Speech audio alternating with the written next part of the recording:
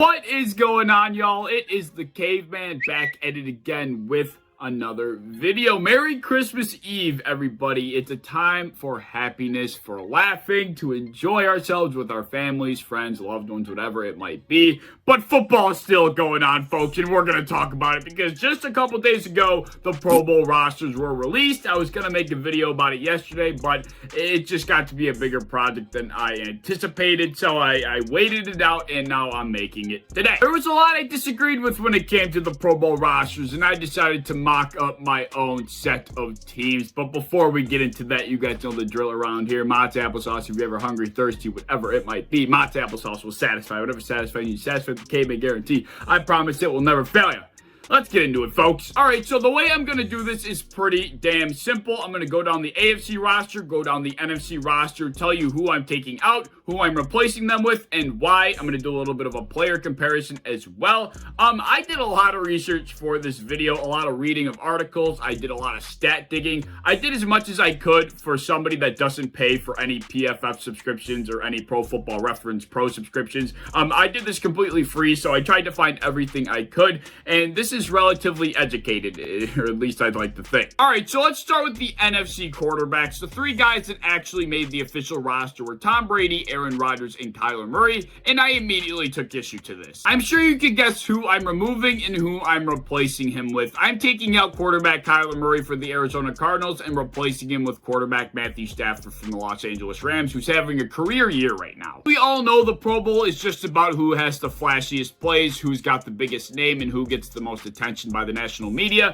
and that, of course, would probably be Kyler Murray over Matthew Stafford, which is why we're seeing him here. But when you put the stats next to each other, understandably, Kyler Murray has missed some time, but that doesn't mean I'm making an exception. If you're not putting up the stats necessary to make this game, then you don't deserve to be in the game, and that's the case with a couple players that I've removed from both of these teams. Matthew Stafford has almost 1,000 more yards on the season than Kyler Murray. He's rocking a 35-11 touchdown to turnover ratio. And not to mention, when I was digging through Kyler Murray's resume, he's actually put the ball on the ground 11 times this year, and somehow all 11 have been recovered. But the fact that Kyler Murray's fumbled that many times is something in itself. So yeah, this was pretty simple to me, and I would think a lot of people that watch football. Kyler Murray, you're out. Bring in Matty Stafford. Moving down the roster, we get to the running backs. The three NFC guys that made it were Alvin Kamara, Dalvin Cook, and James Conner. And just like the quarterbacks, I noticed something I really didn't like. Similar to Kyler Murray, Alvin Kamara's missed too much time to put up the necessary stats to make this game, and I think there's other players that certainly deserve this spot, and the number one guy that I'm plugging in for Alvin Kamara is Leonard Fournette. Mostly because Leonard Fournette has played in more games than Alvin Kamara. He's pretty much got every stat on Alvin Kamara when it comes to scrimmage yards, total touchdowns, rushing yards,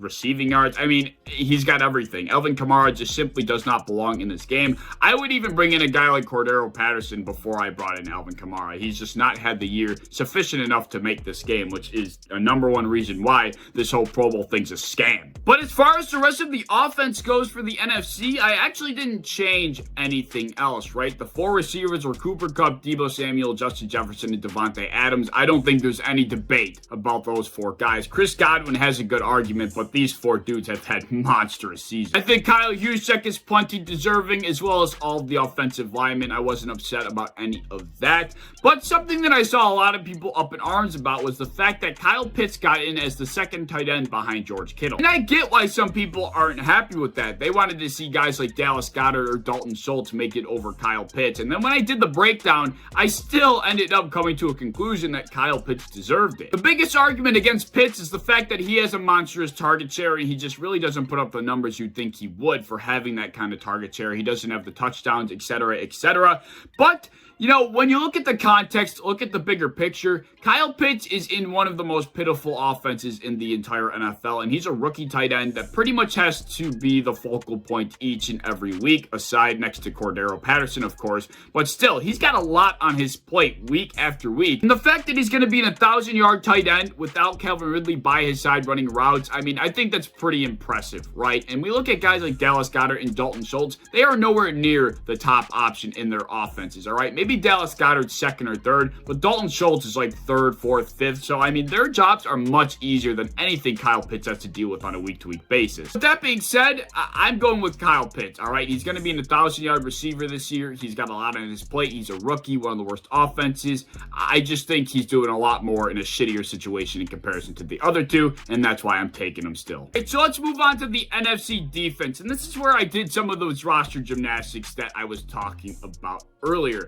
I guess Micah Parsons plays inside linebacker because that's how he made the Pro Bowl, but I didn't agree with that, so I moved him to D-end, and I took Cam Jordan and moved him inside, which probably isn't legal, but I did it anyway. The reason I made these switch arounds is because I didn't like the people that made it at outside linebacker. I liked Robert Quinn, I liked Shaquille Barrett, but I didn't like Chandler Jones whatsoever. When you put these guys' statistics head-to-head, I think it's pretty obvious who's better. I mean, Hassan Reddick is in the top 5 for pass rush win rate this year, which is pretty insane. I think he completely deserves a lot more recognition than he's been getting from anybody. I don't know how he doesn't deserve a spot here. It was so hard for me to kind of hold him off. Like, I was trying to find room for him, and doing all the roster gymnastics was how I went and did it. The thing is, when I took out Chandler Jones, I moved Hassan Reddick actually to inside linebacker, which pushed Micah Parsons to defensive end, which pushed Cam Jordan to interior defensive line. So the question is, who did I actually put at outside linebacker? And my answer is Devontae Campbell. This dude completely deserved it as well. I couldn't keep out Hassan Reddick and Devontae Campbell. They just have both had monstrous seasons and certainly deserved it. The guy that bit the bullet for Devontae Campbell to make this list was his teammate Kenny Clark. I just thought out of all the interior defensive linemen, he was the one that deserved to get booted. I'm not going to get too far in depth with this. That's enough of all of that confusion. I'll smooth it over later on in the video. Let's get into the secondary for the NFC and start with the cornerbacks, where we saw Trevon Diggs, Marshawn Lattimore, Darius Slay, and Jalen Ramsey make the roster. When I tell you I hated this, I mean, I hated it. I mean, I couldn't stand it. I think Trevon Diggs is the most overrated player that we currently have playing in the NFL. The dude either picks you off or gets cooked and can't make a tackle. That's literally the story of Trevon Diggs, and I think you can guess who I'm replacing him with. I'm bringing in A.J. Terrell. The dude has been Darrelle Revis 2.0 this season. He's been a freak out there. Only thing that Trevon Diggs has on A.J. Terrell, or really any other corner in the NFL, is his 10 interceptions. Besides for that, the dude can't do anything else. I mean, honest to God, he's given up 800 yards this year, 4 touchdowns. He can't make a tackle. The dude misses tackles left and right. It's like literally, if he's not catching the interception, he's going to get fried. AJ Terrell is the complete opposite. He might pick you off, but for the most part, you're not even looking to throw his way because that's how locked down he's been this year. Finally, for the safeties for the NFC roster, we have the 3 guys that made it, which were Quandre Diggs, Budda Baker, as well as Harrison Smith. I didn't like this either. I made a lot of changes to these teams, if you couldn't tell. I took out Budda Baker and I added Justin Simmons, one of the other big snubs of this Pro Bowl. You put the stats next to each other, I think it's pretty obvious who deserves to be here. Not to mention, I think Justin Simmons, just over their careers, I understand it's not a career Pro Bowl, but still, he's just the better safety. I think his stats show it. His name says it. It's just written on the wall. So that completes my updated NFC Pro Bowl roster. Let me know what you agree and disagree with down in the comments, and let's move into the AFC. I think we all know where I'm about to go, especially considering I'm a Bills fan. The 3 quarterbacks that made it: Lamar Jackson, Justin Herbert, and Patrick Mahomes. We don't need a philosopher. We don't need an Adam Schefter, Ian Rappaport to tell us that Lamar Jackson didn't deserve to be here, and another specific AFC quarterback did. This doesn't require much explanation. I think Lamar Jackson's 18-16 touchdown to turnover ratio pretty much seals the deal on this. I've been a supporter of Lamar this year. I think he's actually matured in his game. His decision-making has just been brutal, and he doesn't deserve this. Next up, we got the running backs, where we saw Joe Mixon, Jonathan Taylor, and Nick Chubb make the cut. And all 3 of these guys are top 10 running backs at this point in time, but that doesn't mean one of them actually deserves to be here. Take a guess. Who gets taken off?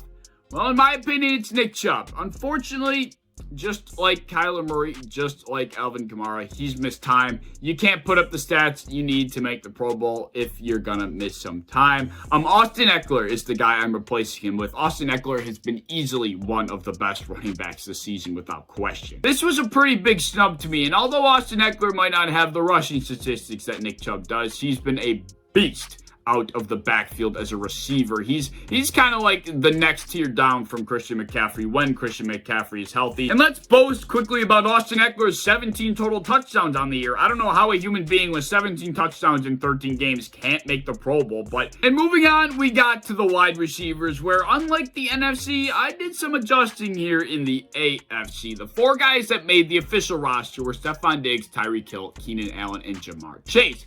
I didn't make any adjustments to this at first, but once I really took a closer look, I made a really tough decision and I removed a guy, and I'm sure you might be able to guess, maybe. But either way, whether or not you guessed it, I took out Jamar Chase and I added in Diontae Johnson. I'm a big Diontae Johnson advocate, but when I first saw the 4 receivers that made it for the AFC, I didn't for a second think Diontae Johnson deserves it over any of those guys. But once I crunched the numbers, because a lot of people were talking about it, I came to the conclusion with a very tough decision that he deserved it over Jamar. The biggest difference between the 2 guys is the fact that one is consistent and one is not. I mean, Jamar Chase is either completely involved in the game, he's the number 1 receiver with like over 100 yards and 5 catches, or he's just not even there at all, and he's completely invisible. Whereas Diontae Johnson, he is making plays week in and week out. He's one of the most consistent wide receivers in the NFL.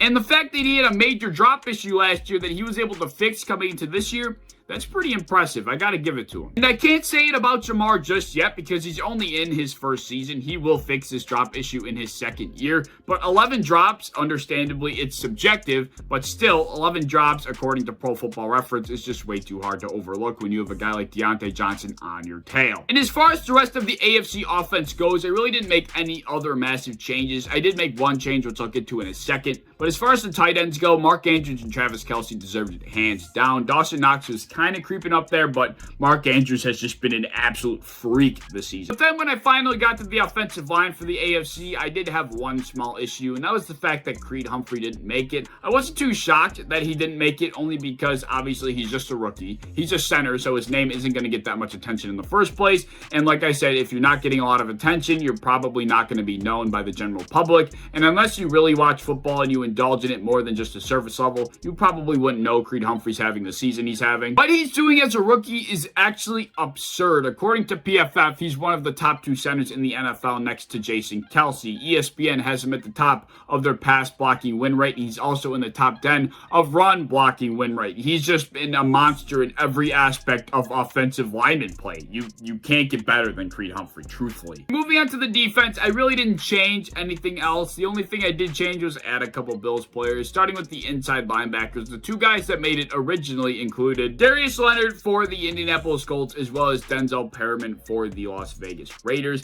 I'm sure you can guess who I'm removing. I'm taking out Denzel Perriman. I'm adding Matt Milano. I mean, check out the stats. Matt Milano is one of the best coverage linebackers in the NFL. In fact, he might be the best at this point in time. Levante David and Devin White haven't been having the greatest seasons ever. Matt Milano is insane in pass coverage. Just check out Matt Milano's completion percentage when targeted. That dude is a living, walking, football-playing blanket. He covers anything. Not to mention, he's almost got triple of Denzel Perriman's tackle for losses. He's got almost 15. He's got 14. That is crazy. You're telling me Matt Milano didn't belong in this game? That is absolutely stupid. Not even Bills fan bias. That he completely deserves this. But as far as the rest of the AFC defense goes, I only made one more adjustment, and that was at the safety position. The 3 guys that made the official roster included Derwin James, Kevin Byard, and Tyrann Mathieu. Take a guess. Who did I remove? Well, I removed Tyrann Mathieu, and it was the easiest damn thing I've done in this entire video. Tyrann Mathieu gets beat out by Jordan Poyer in every aspect of safety play. I don't care what anybody says. Just check it out. I'll put it up on screen. Jordan Poyer beats him in every single category, the fact that he didn't make this list is also criminal. I'm not even speaking from a Bills fan's perspective. This is literally just how it is. 83 tackles, 5 interceptions, and a completion percentage of 56 when targeted. He's having a career year, and he 100% deserves to beat out Tyrann Mathieu, who is, in my opinion, one of the most overrated players in the NFL next to Trayvon Diggs. So yeah, that pretty much wraps it up. As you can see on screen already, I got both updated rosters for the AFC and the NFC. Let me know what you agree with, what you disagree with down in the comment section below. This is about as educated of a decision as you're going to get from the caveman, all right? I did a lot of damn research for this video. If you enjoyed, as always, please like, subscribe, do all the fun stuff. If you want to hit the bell to be notified when I upload, I would appreciate that. If you want to go over to Twitter, follow me over there, I'd appreciate that as well. I have a TikTok you should go check out down in the description, and I hope to see you in the next one. Peace.